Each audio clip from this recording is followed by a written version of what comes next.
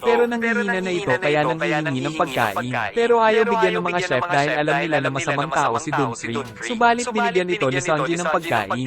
At mangiyak-iyak na kumain ng Don. Inuutusan siya ng chef na tanggalin ng pagkain kay Dunfrig. At nang matapos kumain ng Don ay binanatan nito si Sanji kaya talsik at di naman makapaniwala si Jin kaya nagalit siya sa kanyang captain pero binaliin siya nito ng buto. Nagtakbuhan ng mga tao dahil sa takot at sinabi ni Dunfrig na sa kanya na daw ang barko na ito. Pero inutusan niya muna ang mga chef na ipagluto ang mga tauhan niyang malapit na mamatay sa gutom. Ayaw pumayag ng mga chef sa nais ng Don. Pero nilinaw niyang siya ang hari sa East Blue. Kaya humingi ng tawad si Jin kay Sanji. Ipagluluto sana ni Sanji si Dunfrig pero pinigilan siya ng mga chef. Kaya sinabi ni Sanji na alam niya kasi ang pakiramdam ng mamamatay dahil sa gutom kaya ang sino mang nagugutom ay ipagluluto niya. Inabagsak siya ni Patty dahil nababaliw na daw si Sanji. Saka nilabas ni Patty ang isang lobster cannon na tinira kay Dunfrig kaya nagkaroon ng malakas na pagsabog. Subalit na natiling nakatayo si Dunfrig sa kanilabas ang mga sandata sa katawan at pinagbabaril ang mga chef. Pinakita niya din ang mamahalin niyang armor para ipamukha na siya ang pinakamakapangyarihan sa dagat ng East Blue. Binigay ni Zeph ang order ni Dunfrig para sa mga tao niya. Ngunit nagulat ang Don nang makita ang head chef. Nakilala ni Dunfrig si Zeph na dating nakapaglakbay ng isang taon sa Grand Line dahil sa galing nito sa pakikipaglaban gamit ang mga paa.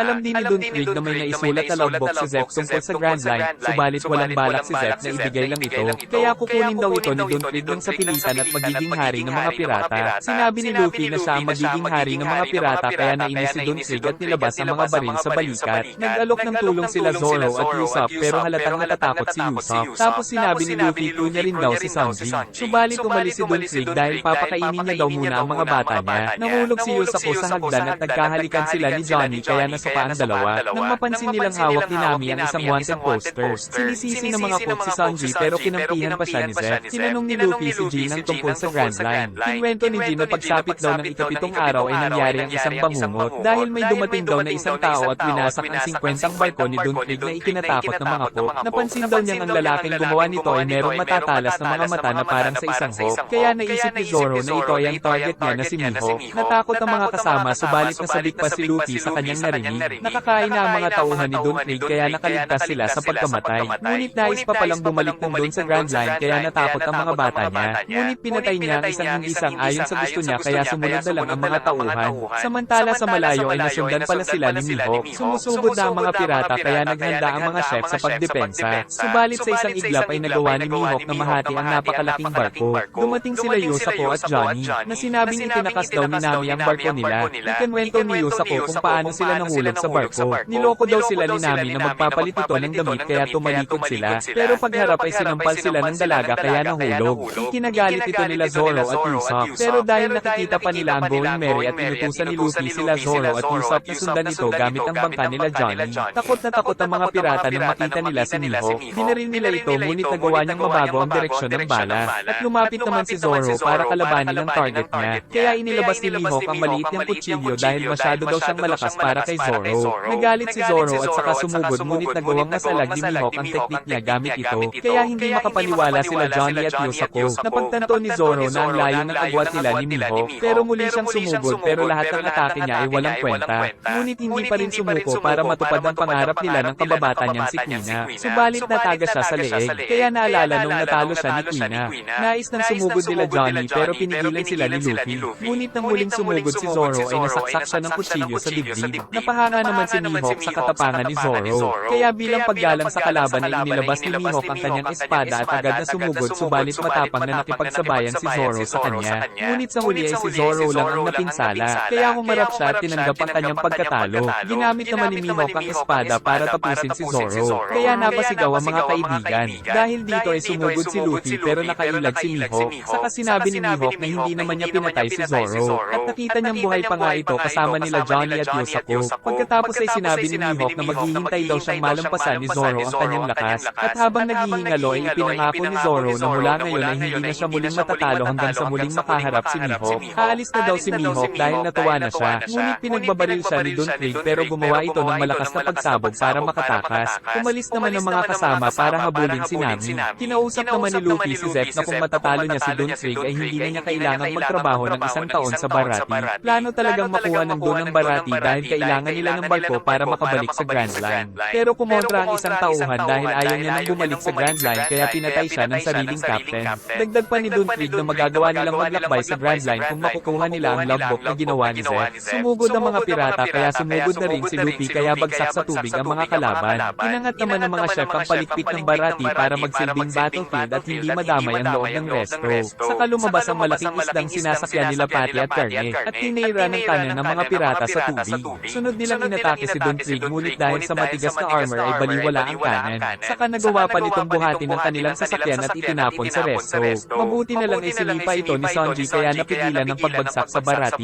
Pinagtanggol ng mga chef ang resto pero halos lahat sila ay natalo ng mga pirata. Ngunit nagawa naman silang ipagtanggol nila Patty at Carne. Subalit nang dumating si Pearl ay natalo niya si Patty at ganun din si Carne. Kinukuha ng mga pirata ang kutsilyo ni Patty ngunit sinipa ni Sanji ang mga ito at ibinalik ang kutsilyo kay Patty. Saka siya muling sumugod at pinagsisipa ang mga pirata. Natuwa si Pearl sa estilo ni Sanji. Giit naman ni Sanji na para lang daw sa pagluluto ang mga kamay niya. Dahil abala sa panonood si Luffy ay nainis si Dunfrig kaya gamit ang sandata ay pinatalsik niya ang bida na tumama naman kay Pearl.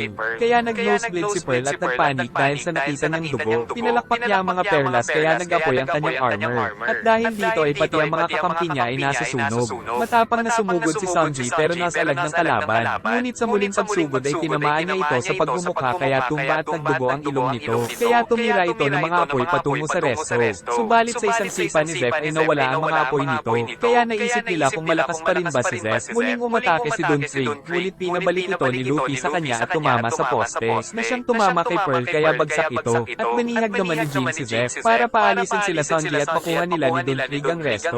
Muling bumangon si Pearl at dahil bihag si Zeph ay hindi umilag si Sanji sa atake nito. At nang muling bumangon si Sanji ay kinalembang ni Pearl ang utak niya kaya tuluyan na siyang bumagsak. Noong bata pa si Sanji ay kasama siya ng mga chef sa isang pampasaherong barko. Naiinis siya dahil kinakain pa ng mga kasama ang mga tirang pagkain. Pero giit ng mga ito na mahirap ang magsayang ng pagkain kapag nasa gitna ng karagatan. Biglang nagkagulo ang mga tao dahil sinalakay pala sila ng mga pirata sa pamumuno ni Redfoot Zeph. Pero piniling lumaban ni Sanji sa mga ito kaya sinipa siya ni Zeph at tumalsik sa pader. Ngunit ayaw pang mamatay ng bata dahil nais pa daw niyang makapunta sa All Blue. Kaya pinagtawanan siya ng mga pirata dahil katang-isip lang daw ito. Saka siya muling sinipa ni Zeph. Umalis na ang mga pirata subalit nagkaroon ng napakalaking alon kaya tumalsik si Sanji.